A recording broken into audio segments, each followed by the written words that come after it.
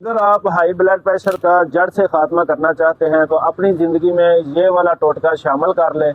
इंशाल्लाह ये वाला टोटका वो काम करेगा जो आपकी महंगी महंगी दवाइयाँ नहीं करती। आपका बीपी जो है वो कंट्रोल अगर दवाइयों के साथ भी नहीं हो रहा तो सिर्फ ये टोटका कर लें।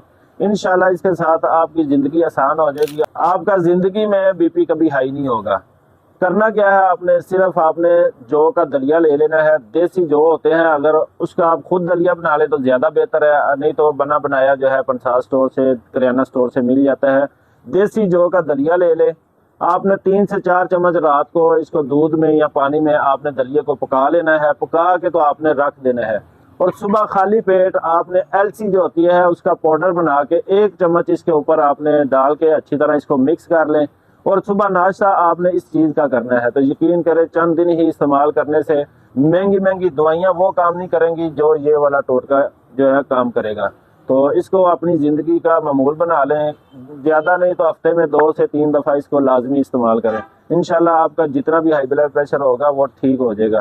वीडियो को सदका जारिया समझकर शेयर कर दें। अगर आप कोई भी मशवरा करना चाहते हैं या कोई तैयारशुदा मेडिसिन मंगवाना चाहते हैं, हमारे व्हाट्सएप नंबर पर रब्ता कर लें 034449099521।